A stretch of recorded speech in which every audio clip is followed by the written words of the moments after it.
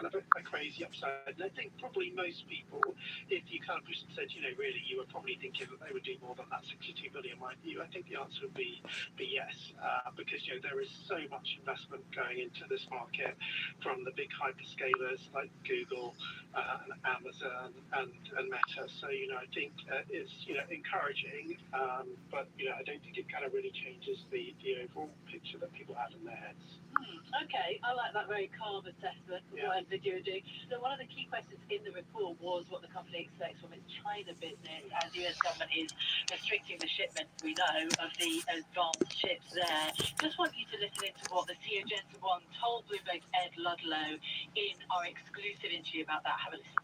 NVIDIA's forecast for China market is zero. We're going to continue to engage the U.S. government, continue to engage the China government to advise them and to encourage them to allow us to go back and compete in the open market. And so until then, we should assume zero. Okay, so assuming zero, Matt, how important is China then to NVIDIA's growth, if not now, sometime in the future? Yeah, it used to be quite a big part of their business.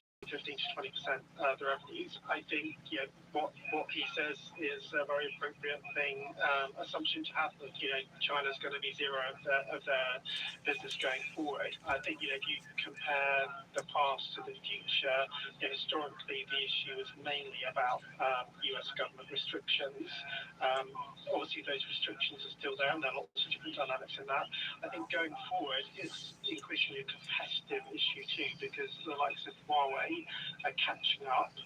Their technology is still behind, but the gap is closing, and the Chinese government is encouraging Chinese firms to use Chinese technology. So I think even if the US restrictions are lifted, a lot of Chinese companies, either because they see their technology, homegrown technology, or because they're listening to the government, are simply not going to want to buy NVIDIA chips. Something to keep an eye on the story, as well as our latest reporting that White House officials are urging members of Congress to reject a measure that would limit NVIDIA's ability to sell AI chips to China or other adversary nations. That's something to keep an eye on as that legislative process is underway as well. But not the big picture from these results. Do they dispel the fears of an AI bubble, or will we keep asking this question every quarter until growth starts to slow down? I think we're going to keep asking that question. I think 2026 is probably the turning point, because we've got very clear indications from their major customers, which is still the hyperscalers, that their big investment surge is going to continue. So that's where this kind of $500 billion of kind of forward demand that NVIDIA talk about is coming from. The comes when, right now those big hyperscalers are investing for current and also anticipated demand from their big enterprise customers. Enterprise customers are still at a very early stage of evaluating AI and how it's going to transform their businesses. If they come to the conclusion that actually the return on that investment isn't so exciting anymore, and their natural demand kind of starts to wane, then the hyperscalers are going to take their foot off the investment pedal. That's going to affect NVIDIA. That's not going to happen for quite a few quarters to come.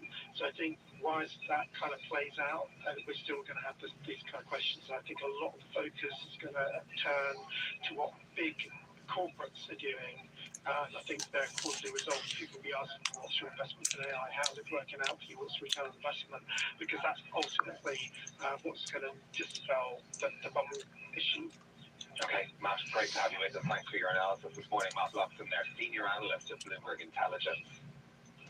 Well, now to a special Bloomberg investigation.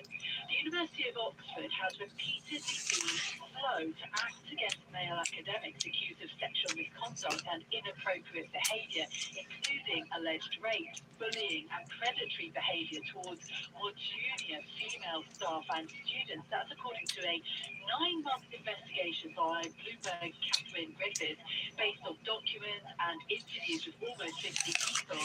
Well, I sat down with Catherine to discuss her exclusive reporting, and firstly she began by telling me what she's uncovered. We have found lots and lots of women have come forward as part of our investigation some of them have been very kind of emotional and found it quite difficult to speak about things that have happened to them. Others, it hasn't necessarily had a huge individual toll, but have come forward to talk about what they have experienced and what some of the people they know have experienced. And those accounts have varied from some very, very serious things like people who have said they have been raped by individuals while at Oxford University, to people who have been assaulted, to people who feel that it is best described as sexual harassment.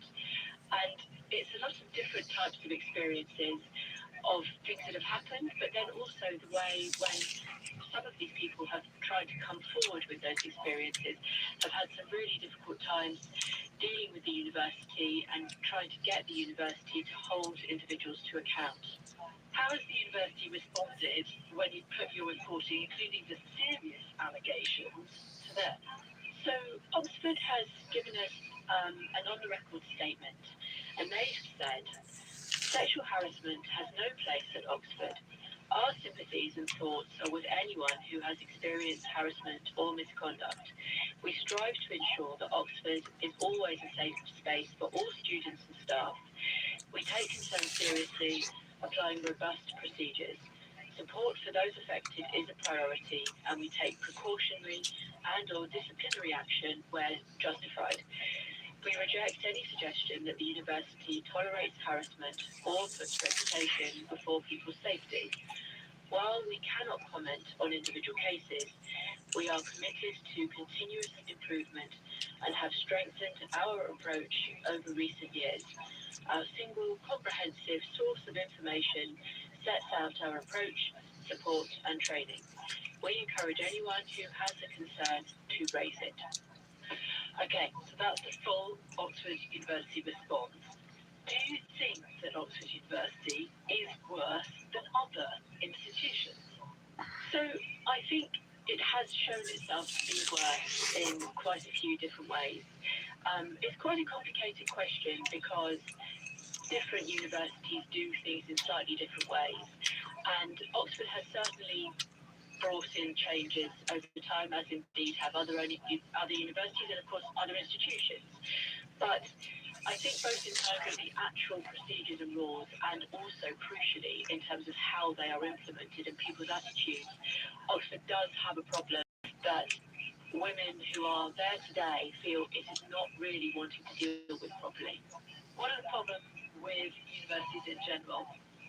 So universities have some really, really big challenges in this kind of area, and those are the clear power imbalances that exist between tutors, professors and their students and their junior academics, which can make it really, really hard for people, whether it's sexual harassment or other problems, to bring a challenge to their tutors or their senior colleagues. And we see that both in terms of, for example, people doing, say, a PhD where their supervisor is so crucial to the success of that PhD and their further career that they really don't feel they can kind of bring a challenge to those people. And for junior academics, it can be as bad, if not worse, problem because people are very early on in their careers. They're very, very dependent on people who can be very senior and powerful in their sectors, not just in a direct relationship they may have in terms of an employment relationship they may have, but also more widely, a senior person may be well known throughout the sector and may therefore play quite a big part in whether that younger junior person is able to flourish in their chosen career. Do you think there has been any change? Your reporting is both about things recently, but also quite historic. So I think at Oxford there has been some change. For example, they brought in a new policy in September this year, dealing mainly with problems that students may have. But actually what really is quite striking is talking to people going back, say, 20, 25 years up until the present day. There have been several moments where people thought, finally, it was a real crisis that had kind of risen to a level of consciousness that would force a stronger set of changes. There was, for example, an incredibly sad example of a young woman committing suicide in 2013 that people thought at the time would lead to Oxford introducing stronger processes for dealing with senior academics. More recently, in the last few years, there was some reporting by Al Jazeera about certain professors at Oxford University that women at Oxford at the time also thought would lead to big changes. Some of those people talking to us now say how disappointed they feel that that does not seem to have led to change. So, my conversation with Bloomberg's Catherine Griffiths, you could read her full story, the Bloomberg Big Take investigation, now on the Bloomberg terminal and the website.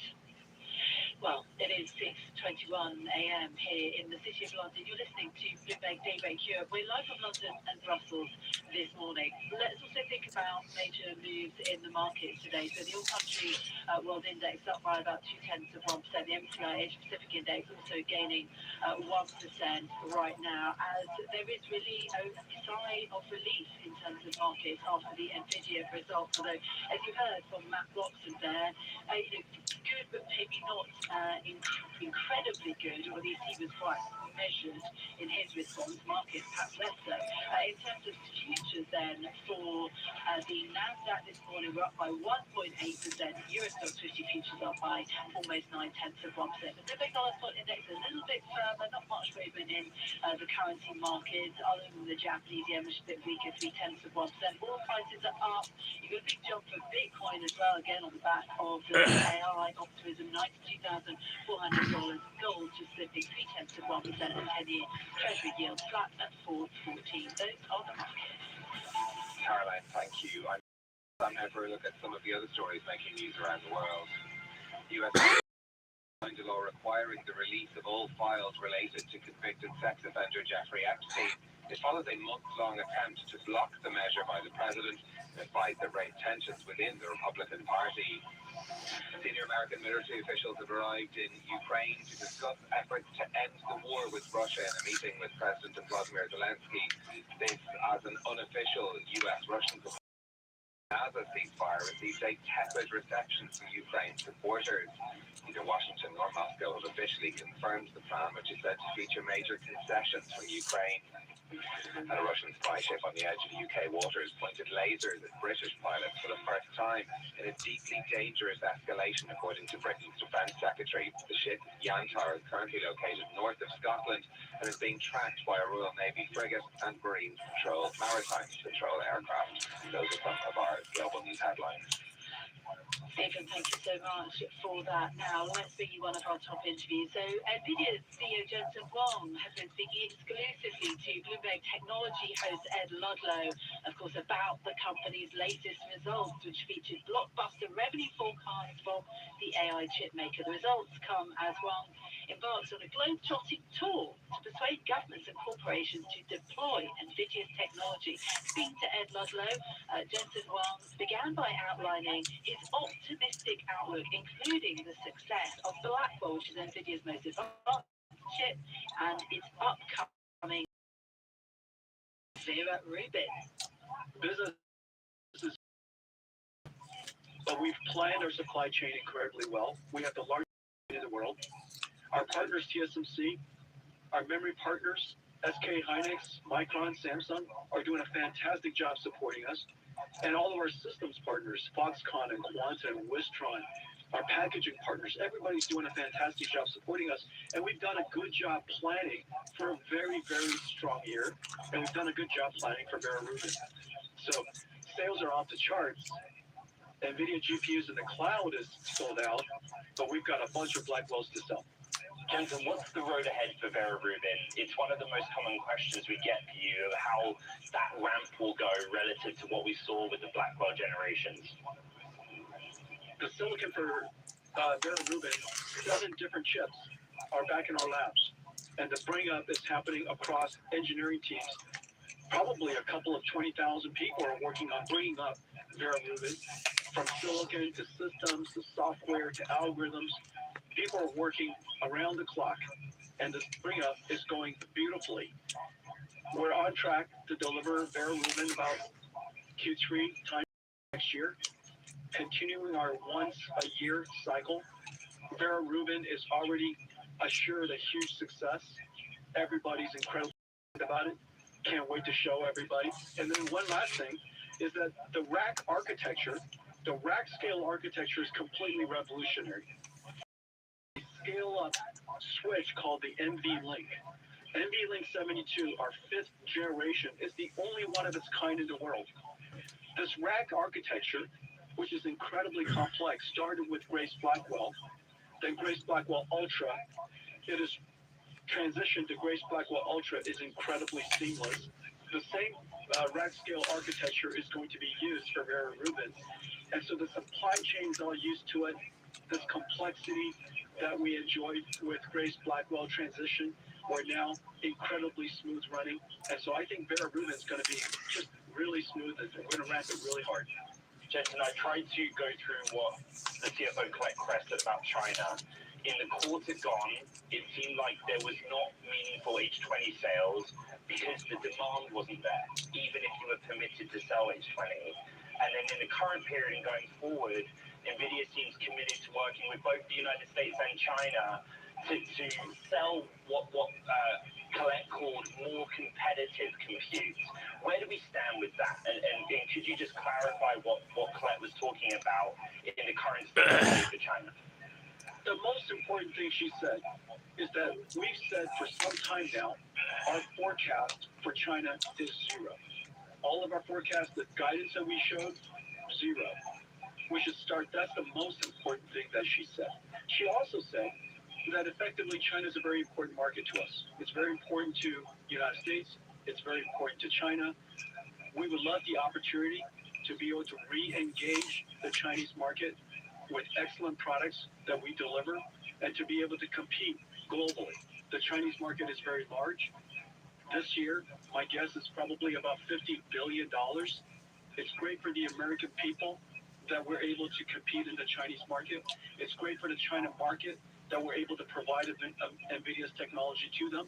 It's great for the rest of the world as Chinese software companies and Chinese open source models lead China and are used all over the world. And so I think it's fantastic that it would be fantastic if we're able to participate in the China market.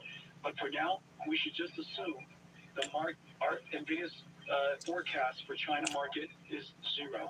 We're going to continue to engage the U.S. government, continue to engage the China government to advise them and to encourage them to allow us to go back and compete in the open market. And so until then, we should assume 0. Jensen, during the call, the U.S. Commerce Department issued a statement saying that you are now permitted to export up to 35,000 Blackwell chips each to both Saudi, as you may, and to the UAE through G42. But there are some requirements that the U.S. has of you, in particular around controls of preventing tech transfer to China through the Middle East. What can you tell us about your understanding of what the U.S. government's asking of you there? That element has been around for a long time, is to prevent diversion. Of course, over the years, people have speculated about diversion. We chased down every single concern, and we repeatedly tested and sampled data centers around the world and found no diversion. And so this is an area that will continue to be rigorous on. And there's a lot of different ways to comply. And one of them, of course, is to have it be run by American Cloud. Another way is just to make sure that we have measures put in place, whether technology or processes, to ensure that no diversion happens. Jensen, the number one question I get for you is always about energy. How severe is the energy shortage in the context of AI expansion? And would you talk a bit about power and whether power is a bigger constraint for this build-out than the chips themselves? When you're growing at the rate and scale of NVIDIA, remember we're growing some 60% a year, just quarter growth of our company is $10 billion. We grew an entire size of a company just in one quarter. And so the scale and the rate at which we're growing, everything's a challenge, which is the reason why NVIDIA has to be world-class at our supply chain, working with incredible providers and suppliers like TSMC and the memory partners and all of our systems partners, but also working downstream to work with energy providers, power generator companies, all of the land, power, and shell providers, so that we could make sure that as we launch into the marketplace, as we deploy into the marketplace, land, power, and shell will be ready for us. So that was Jensen Huang speaking there to Bloomberg's Ed Lodlow in an exclusive interview, and you can hear their full conversation on the Bloomberg Talks podcast, which is all of our key conversations in one place. You can download it now wherever you listen. Coming up next, we are going to look at the markets and our top stories. This is Bloomberg Daybreak Europe. The important thing for the UK from an economic perspective is to make sure that its fiscal house is in order, to have the breathing room for investment. We are in an AI bubble, an AI capex bubble, and it will end pretty nasty someday. The euro area banking sector is in a very robust position. A small correction, which I define as up from 5 to 8%, is not unhealthy, and actually we think it would pave the way to 2026, be actually quite a strong year. Bloomberg Daybreak Europe on Bloomberg Radio. Now it's 6:32 a.m. here in London. I'm Caroline Hepker. And I'm Stephen Carroll. This is Bloomberg Daybreak Europe. Let's briefly take you through the markets where stocks surged after the Nvidia results. So you've got the Nikkei 225 up by 2.7%, stock futures for the Nasdaq up by 1.8%, even 9 cents higher for European stocks at 50 futures. As little change in the bond markets, we've also got Bitcoin up by more than 2% right now. Those are the markets. Our top stories: global stocks have been boosted after Nvidia delivered a robust revenue forecast, easing worries about a potential AI bubble. Shares in the artificial intelligence chip giant surged 5% in post-market trading, as Nvidia said it expects sales of about $65 billion in the 3 months to the end of January. That's roughly $3 billion more than analysts had predicted. The world's most valuable company also reported third quarter results that topped analyst estimates, with revenue up 62% to $57 billion. Nvidia CEO Jensen Huang said last month the company expects over $500 billion in revenue in the coming quarters. Yesterday, the CFO suggested they may surpass that target. US President Donald Trump has signed legislation requiring the release of all files related to convicted sex offender Jeffrey Epstein. It follows a months-long attempt to block the measure by the president in a fight that raised tensions within the Republican Party. The bill passed by 427 votes to 1 in the House and by unanimous consent in the Senate. According to a poll for Reuters from Ipsos in October, only 4 out of 10 Republicans approved of Trump's handling of the Epstein files. The minutes from the Federal Reserve's October meeting revealed that many officials said it was appropriate to keep interest rates steady for the rest of the year. The record published yesterday shows that several policymakers were against lowering the Fed's benchmark rate. It comes as the Bureau of Labor Statistics cancelled its October jobs report due to the record-breaking government shutdown, instead incorporating those figures into its November report set to be published after the Fed's final meeting of the year. Today's September non-farm payroll figures could be the last big piece of data the Fed sees before its decision on the 10th of December. Odds of a December cut fell markedly yesterday, with traders pricing in at just 25% chance, down from 50% earlier this week. Those are some of our top stories. Coming up next, we're going to bring you Bloomberg's interview with the CEO of fashion retailer Burberry, Joshua Schulman, speaking to Bloomberg about their expectations for the festive season. We talked about luxury a bit earlier. Now I've got Burberry CEO for you next. This is Bloomberg. This is New York's only 24-hour source for world markets and breaking business news. Bloomberg 1130. Coming up, the latest market-moving headlines from Bloomberg. First, an update from our partners at CBS News. CBS News brief. President Trump signed the bill from Congress ordering the Justice Department to release its Jeffrey Epstein files. Senate Democratic leader Chuck Schumer on what members of his party are demanding. Pressure on the DOJ to release the full unredacted files. No hiding, no game playing, no covering up. bank rates. Mark Hammer tells us the Labor Department will publish Thursday morning the employment situation report for the month of September, delayed by the government shutdown. The reality is that we still don't have a highly confident idea about what is happening with the economy and the job market. Many states are seeing whooping cough outbreaks, as CBS Medical contributor Dr. Salim Gounder of KFF Health News. We've seen an increase in non-medical exemptions to vaccination. Texas, in fact, starting this school year, has made it much easier to claim those non. CBS News Brief. I'm Michael Toscano. Did you know Bloomberg 1130 is on Amazon Alexa? Get live business news and market headlines 24 hours a day, anywhere you have an Alexa device. Just say, Alexa, play Bloomberg 1130. Stay connected with Bloomberg wherever you are with Bloomberg Podcast. On Abbas, why longtime venture capitalist Paul Kudrowski says AI is every previous bubble rolled into one. On Trumponomics, Democrats find a potent political weapon named affordability. And on Everybody's Business, while other retailers are struggling, how is Ulta thriving as the largest beauty store in America? Listen to CarPlay and Android Auto with the Bloomberg Business app. Bloomberg Podcast. Tech changes every day. Hello.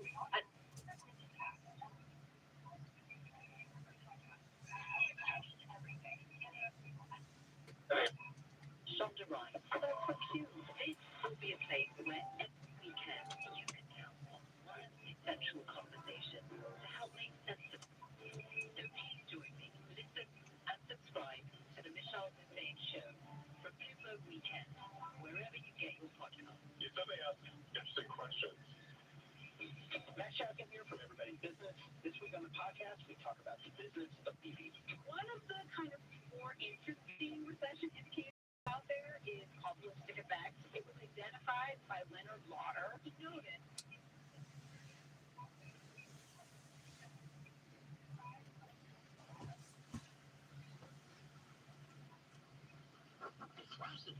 but they were working, but so when you were a child, remember, a minor cannot consent under any circumstances whatsoever.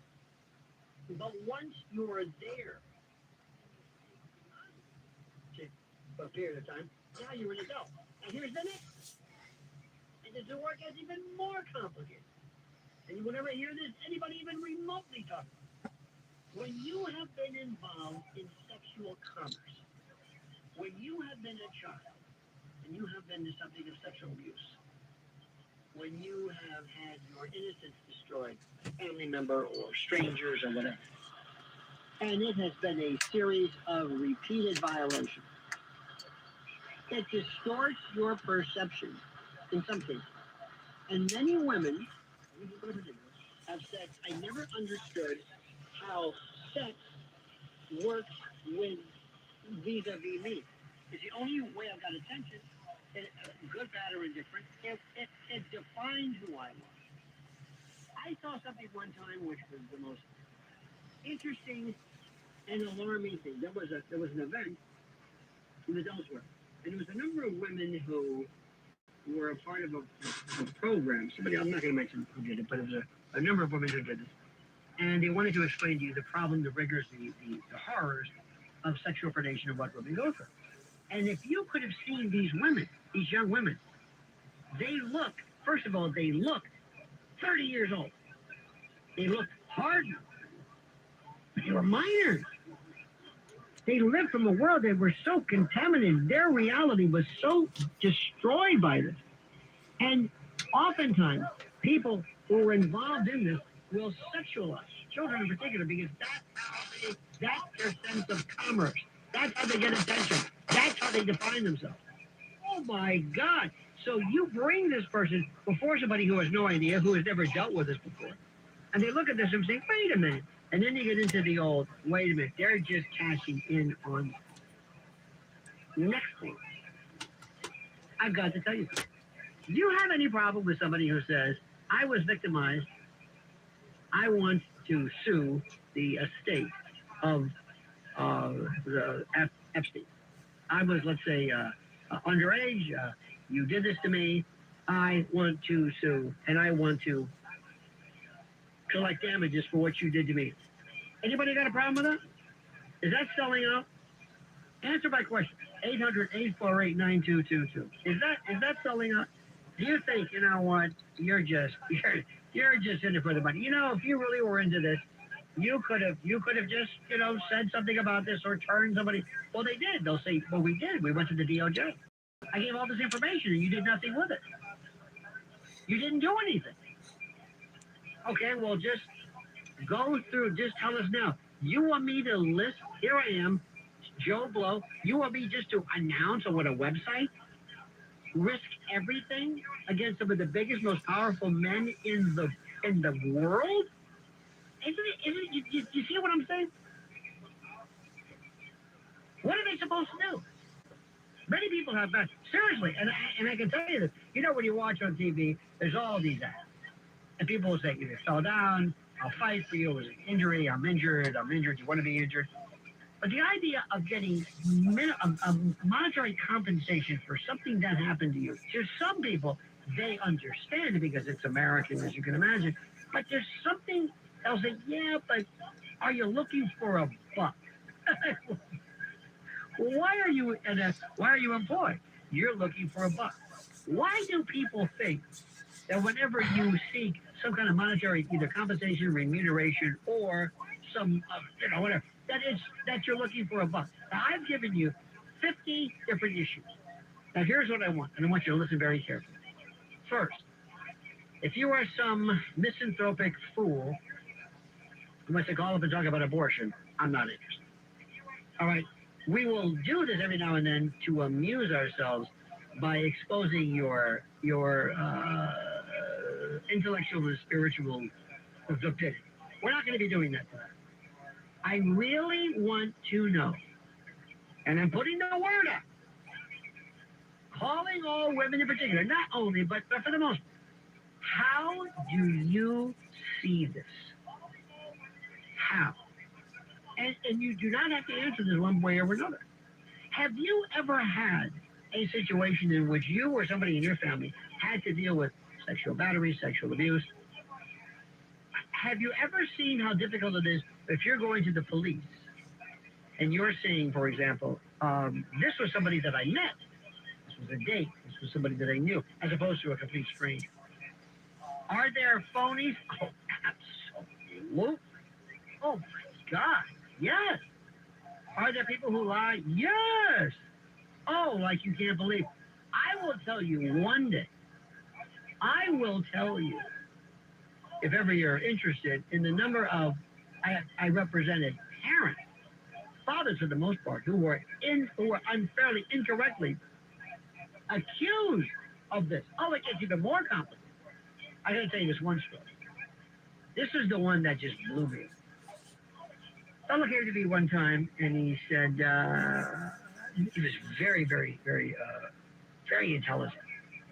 And he sits down at my desk, and he says, here, this is me. And he shows me a paperwork, and it shows it was basically the rudiments of allegations that were made against him regarding his daughter. And he said that his daughter, listen to this, his daughter was at a school, and she was on remember the old monkey bar? Anyway, she fell or something, and was checked out by, they actually had a school nurse. For some particular reason or another, I do not know why, nobody can understand, when this young girl went to have her bruise from having fallen looked at, somebody asked her, does your father ever touch you? I don't know how it came up. I have, to this day, nobody knows, where did this come from? And the daughter said, yes, I forget how old she might have been, 8 or 9. She wasn't, she was elementary school. Old enough, but not old. 8, 9, something like that. He says, yes, my father, yes. When? After my bath. And it was reported, she and this 20-something-year-old sexual abuse counselor who was overworked, underpaid, not even married, didn't have any kids, they have no idea. They looked at each other and they both said, almost simultaneously, it was reported, ritualized. Aha! Ritualized. You remember how we talked about last night? Ritualized. Patterns, behavior. like ritual. So my potential client said, let me show you a ritual. And he showed me a little tube. Well, it turns out that this young girl had some type of external, some type of, I don't want to say vaginitis, something, some inflammation that required some topical ointment. And the topic, and on the tube, you know, the little silver, those little tiny silver tubes, it said, apply every night after bath, after so it doesn't wear off. Because this is ritualization. They went. This man had nothing to do. I mean, and plus, you can't talk to the child. You can, very, very limited. It's horrible. So not only are there allegations that are flat out lies, but there are allegations that are distortions, or allegations that are weird, or allegations that are said by someone else. And I'll go one step further. There are some kids who are so emboldened, so connected, so in the system, they know every in and out. And if they don't like mom or dad, they'll just pick up the phone, drop a dime, and know exactly what to say.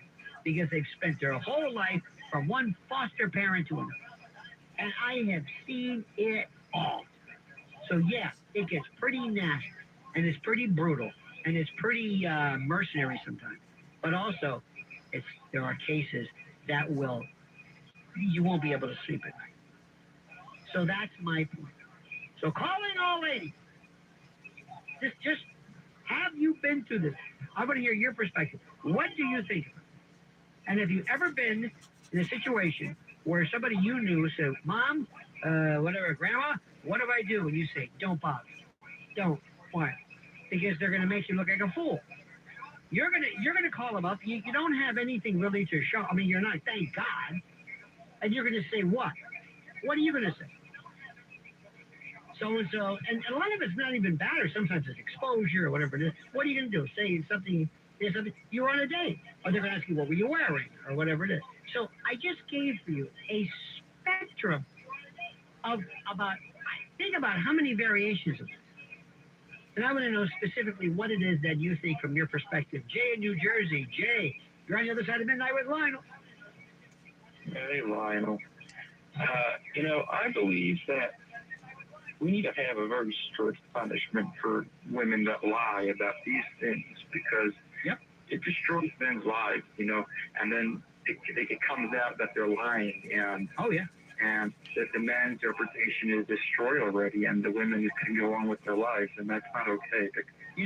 By the way, just quick, when you hear a lot of lies, a lot of the time, divorce situations, divorce cases, custody, where somebody will say something, and even the risk of, because once the allegation is made, some people look automatically guilty. But anyway, Jay, it's a very good point. Just want to clarify that, because this happens more than you will ever know. So what do we do about that? How do we figure out who's lying and who's not? Many women will not say, okay, you got me, I'm lying. Punishment, lying. No. How do you find out who's, quote, lying? It's harder than you think. Well, it depends if they win the case. If they win the case, that's just that way. No, but if somebody loses the case, it doesn't mean they were lying. It means that there may be other the circumstances. Might have been a weak case that actually happened. There are people who are involved in accidents, automobile accidents, where they're hurt, but they're not hurt that much, or you know what I mean. So there is no litmus test to apply whether it happened or not. Anyway. Yeah, well, there has to be a change in Okay, my question is, enough with this. Do you believe these women? Do you believe the women that, when you hear women who bring claims against Epstein, what is your take? And even though you're not a woman, Jay, I don't believe, what is your take? What do you feel? I take it with a large grain of salt. Why? Because they come out with these videos and they never named any names. It should be the easiest thing. If they want to say something and they want to name They did name names. They said they went to the Department of Justice. They said, I went to the Department of Justice up to and including during the time of Biden or whatever, and nothing happened. The case went there to die because the people, one believes or posits, is apparently somebody big, a name, or somebody that maybe the government does not want to release. Because let's face it, you might want to use that allegation against a big name for a benefit yourself. It's the government themselves blackmailing. So they will tell you. Have you seen the ads or the ad of these women holding up pictures when they were younger? They say, we went to the DOJ. Yeah, well, you know, they could have came out and, you know, if They could have come out. mysterious names, you know, or if they exist. Okay. With all due respect, see, this is balderdash. Let me try this again. First of all, come, went, go, get your tenses right. I'm just saying, there's nothing. It's like when somebody says, "Can I ask you something?" Oh, you know, it could have came out. Oh, I'm sorry. It's called English. There are rules. You might want to invest your time in that. They are telling you. Now I'm standing up for them. They are telling you. I am a young person. Do you expect me to go on my Instagram account? Would you like me to have? I'm a family that I don't know what to do. I went to the Department of Justice. You know, FBI. You want me to go beyond it? You hear what? And I don't want to give Jay a hard time. I thank you for that. But you hear this kind of reluctance, this kind of, I don't want to say snooty or snotty, but it's like, well, you know, if she could have come here, I don't know why they did it. Do you know anything about the facts of the case? The answer is no. Vincent in Brooklyn. Vincent, what do you think? Lionel, you brought up another case, and you'll remember this because you were a DA at one time. Remember, what was it, Tawana Brawley? Oh, yeah. Oh, yeah. And she accused Stephen Pagonis, who was the yep. DA in Binghamton. Yep. And he finally got his day in court. He sued Al Sharpton, and he won a judgment against Al Sharpton for, I think, $100,000 for legal fees. And didn't Cosby pay it or something? Or Percy Sutton paid it. Oh. Percy Sutton paid the lawsuit, paid out the bill. And Tawana Brawley, they wanted to bring her up on charges for lying in court and everything, and she fled out of state. She's down in the South somewhere. And there's also, I'm sorry, but the stories themselves, the I stories know it of fact. was a bunch of crap as soon as I heard it as many years ago. So not only then, therefore, Vincent, not only should that particular case she be prosecuted, but the people who aided and abetted her. Now, Vincent, that aside, what do you think about when you see these women? What do you think about the women who claim that they went to the Department of Justice or that they had claims against the Epstein estate and nobody talks to them? I believe a lot of them, like the gentleman said, I believe a lot of them are hustlers out for a buck. How do you know that? How do you know that? I don't know. I honestly don't know that. You know what? But I appreciate that. And I'll tell you what, Vincent. I appreciate the fact that that's your gut instinct. But, and I'm saying this is the reason why people are saying to themselves, I'm not going to put myself through this. Because it sounds, I haven't even done, nobody knows my name, but the first thing is they don't believe my story. This is what ladies, what do you think? This is your time. You want a bunch of guys talking about this? I want to hear from you. The Other Side of Midnight with Lionel. The following is a paid commercial announcement. Hi, I'm Angie. Did you know a billboard can save a baby's life? It's true. You can make a difference this holiday by helping us spread the pro-life message to reach those who are struggling with an unplanned pregnancy. Our billboards and ads feature our 800 hotline for help, which connects people to pro-life centers nationwide that can assist with free medical help, baby supplies, and more. Won't you join us in this season of giving? Please make a gift today. Visit prolifeacrossamerica.org. That's prolifeacrossamerica.org. If you want real American meat, born, raised, fed in America, then you want Freedom Farms. No imports, no nonsense. From their family farm in upstate New York to your family table. Fill your freezer with a whole cow or a half cow, or grab a smaller box of burgers and steaks. Go to wearefreedomfarms.com. Use promo code MAGA for $25 off your first order. Go to wearefreedomfarms.com. Promo code MAGA for $25 off your first order. Freedom Farms, real meat from real farmers. Here's what's trending on WABCRadio.com. Wicked movie star Cynthia Erivo will be singing the opening number for the Macy's Thanksgiving Day Parade this year, just days after the Wicked for Good hits the movie theaters. For the parade, they used 2,000 gallons of paint, 300 pounds of glitter, and 200 pounds of confetti. In addition, there will be a special appearance from Santa. The parade kicks off Thursday, November 27th at 8:30 a.m. That's what's trending on WABCRadio.com. I'm Lisa G. with 77 WABC News. The views and opinions expressed by the individual hosts and their guests do not necessarily reflect the policies or positions of WABC Radio, its management, or its sponsors. I love everything the oceans provide can and will disappear. It's our choice. Love it or lose it. Help protect our oceans.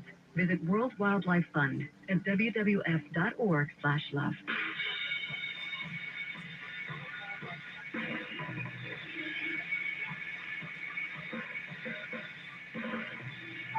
The Other Side of Midnight with Lionel.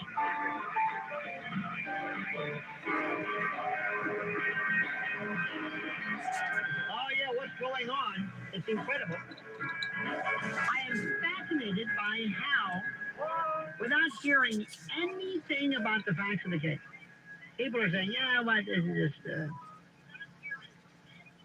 they're trying to make it.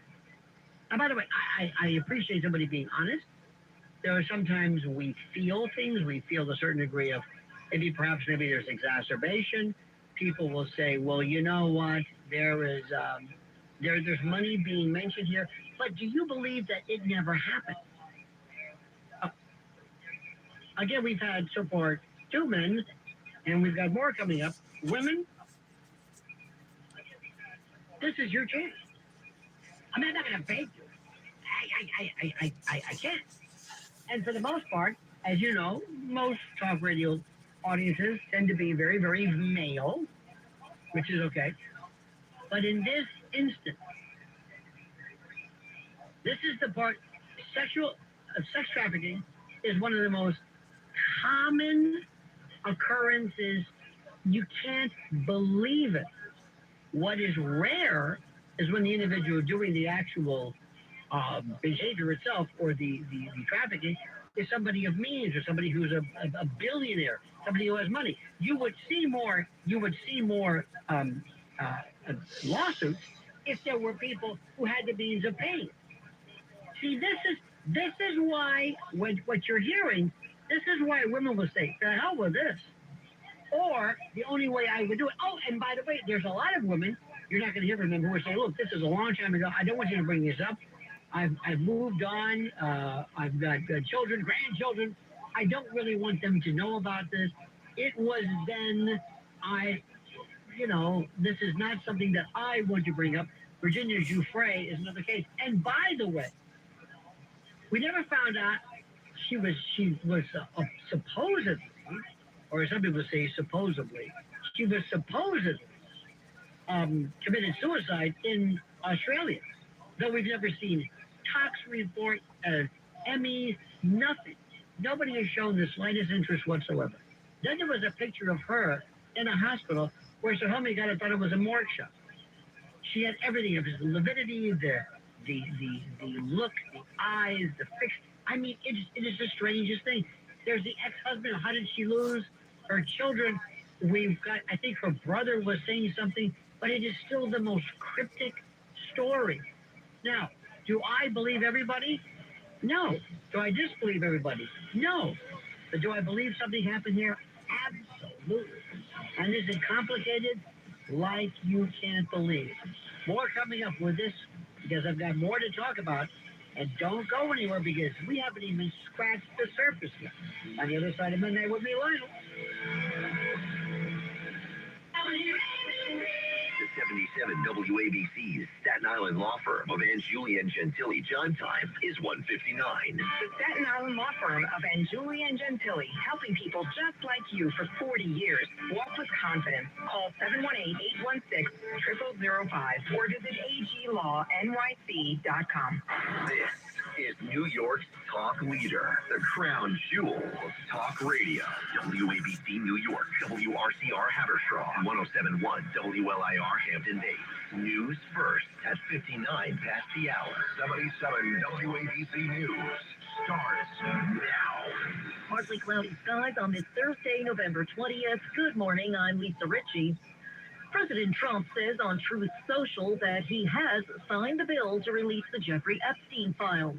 The Senate received the House-passed bill Wednesday morning and immediately passed it on to the president for his signature.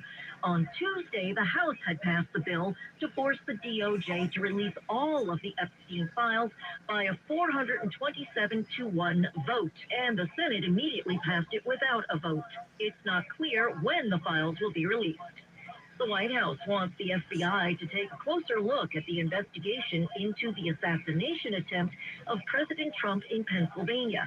Mark Mayfield has more. Caroline Levitt says new questions about the background of 20-year-old shooter Thomas Crooks are definitely deserving of answers. Levitt was commenting on a New York Post report which claims the FBI during congressional hearings never shared a trove of digital footprints that had been left behind by Crooks. Crooks was killed by Secret Service agents after firing on Trump during a rally in Butler, Pennsylvania in July of 2024. I'm Mark Mayfield. From Olympic snowboarder to drug kingpin, Ryan Wedding is accused of trafficking 60 metric tons of cocaine. Attorney General Pam Bondi. To put that in perspective, 60 metric tons is approximately 40. The U.S. is offering a $15 million reward for the fugitive. Top officials are reacting to NYPD Commissioner Jessica Tisch's decision to serve under New York City Mayor-elect Zohran Mamdani's administration. Lisa G. reports. Former NYPD Commissioner Bill Bratton, who has previously worked with Tisch, says he's thrilled that a decision has been made, reacting to Mamdani saying they've found common ground. It'll be interesting as to what that common ground is, common cause. And I would have to assume that there were negotiations and that there was some coming together in a sense of her concerns, his priorities. I have counseled that I would hope that the mayor-elect has got a lot of things on his plate. Bratton says now is not the time to switch course since Tisch has assembled a good team. Lisa G., 77 WABC News. The Department of Sanitation is trying to root out illegal dumpers. New Yorkers can make up to 50% of the fine by reporting people who illegally dump on city sidewalks, highways, or just about anywhere. I actually have good neighbors, so in this situation, I wouldn't write nobody for no money. No, that's snitching. Well, it depends on what. Would they rat on their neighbors for cash? I'm sure everybody would. Yeah. I mean, I have a really bad neighbor, to be honest, but I still wouldn't do that. You can report something online and submit a video or some other sort of proof. The last pennies minted by the U.S. government are expected to bring in big bucks at auction. Tammy Trujillo reports. Coins will be sold December 11th by Stack's Bowers Galleries with 232 special 3-coin sets, symbolizing the 232 years of U.S. penny production. Each set will include 2 regular pennies from the mints in Philadelphia and Denver and 1 24-karat gold penny. Each set is expected to bring in around $45,000 to $50,000. I'm Tammy Trujillo. This holiday season, help the 77 WABC Radio Foundation to feed those in need. Go to WABCFoundationCares.com. Join 77 WABC, AARP New York City, the Police Athletic League, Gristedes and D'Agostino Supermarkets, and Nationwide Imaging Services as we deliver Thanksgiving turkeys to more than 5,000 families across the city. On November 22nd at 10:30 a.m., the 77 WABC Thanksgiving Trolley rolls out at the Police Athletic League Harlem Center, giving back to those in need. Go to WABCFoundationCares.com. 77 WABC Cares.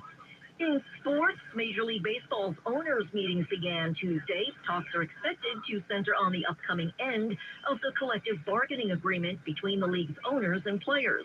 Among the issues is the potential implementation of a salary cap. Your forecast overnight, partly cloudy skies with a low of 38. Later on today, mostly cloudy with a high of 49 degrees. And for Friday, clouds and scattered showers, but warmer with a high of 55. We have partly cloudy skies outside of our Midtown studios right now. I'm Lisa Ritchie. Remember, the news never stops at WABCRadio.com.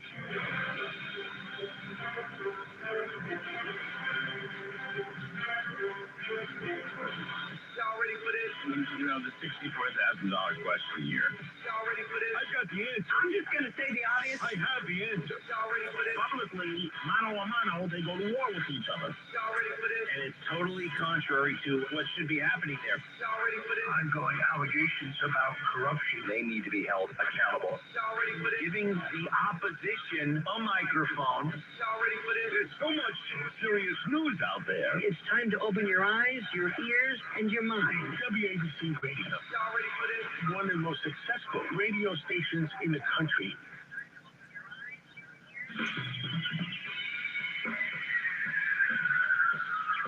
This is The Other Side of Midnight. They're running a strange program, y'all, with Lionel.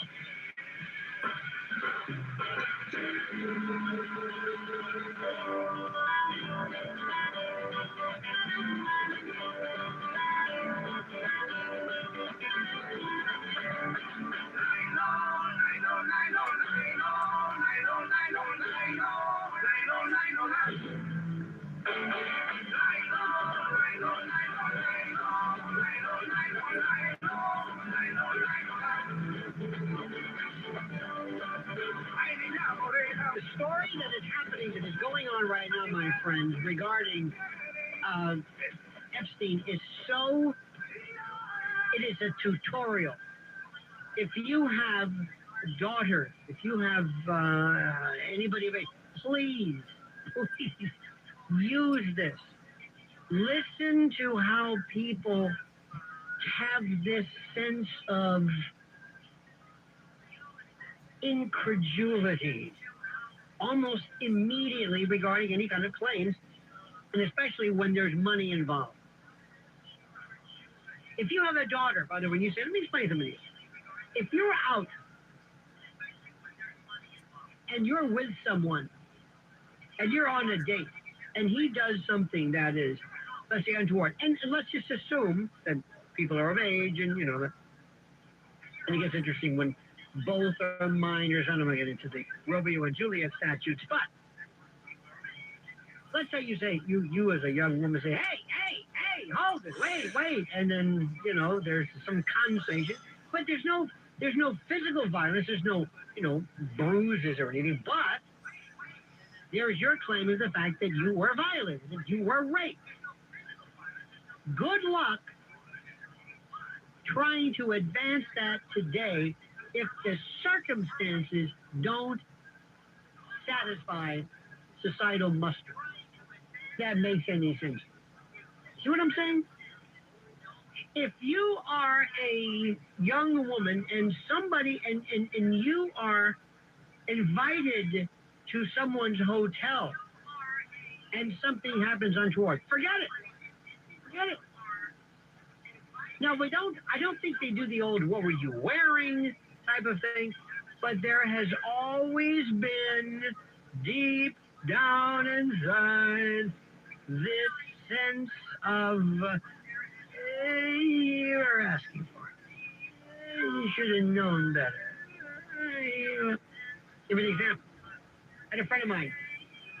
He left his wallet in his car. Right there on the console. Window, doors unlocked. And he called the police and said, somebody stole my wallet. The police didn't say to him, you had it coming. You're an idiot. No, they took the case. They took, there's, well, you know, you left your windows open. Well, it's okay. No other case has this.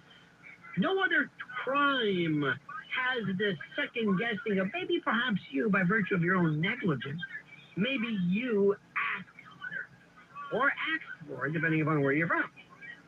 It's the most incredible thing in the world. Please make sure your daughters know this. Think about it. And I love when people say, well, what are you supposed to, why didn't these women go on and say these people were involving, these people were, on this particular man, assaulted me or violated me. A young, poor person, let's say you're poor, you're going to go up against some of the biggest names on your own after you've been to the Department of Justice? You see the way people say it, and they're good people. But there's a sense of, I don't know about this. It's fascinating.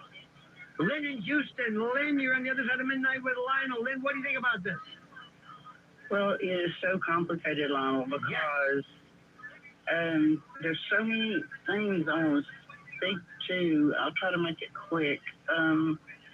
First of all, it depends on how emotionally mature the girls or women were at that time.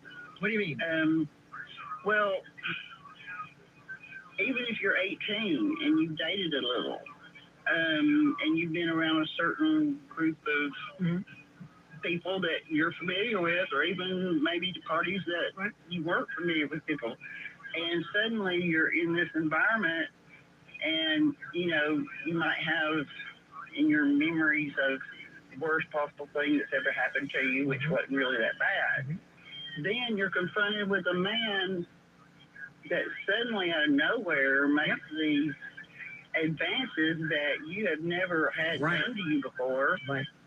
And I've been in that situation in a different scenario, but what happened to me was I was, first of all, so shocked because it was so sudden that this advance happened. And then I was at the same time afraid, not only of the person doing this, but afraid of what would happen to me if I objected, especially in the scenario you're talking about, where you've been told that you're going to a party and it's a good wild party and all this kind of stuff. But in your mind, if you're not emotionally mature, your idea of a wild party and their idea of a wild party are two totally different things. And not only that, there's to add, like you said, one of the things which is probably the most interesting thing, Elaine, and I appreciate you sharing it. One of the most interesting aspects is the notion of being almost paralyzed in shock. Yes. It's debilitating. You just cannot imagine what that feels like. Exactly. You have because no you never control. had to react that way before, and so you have no history to pull from to know what to do. Now, let me ask you this question.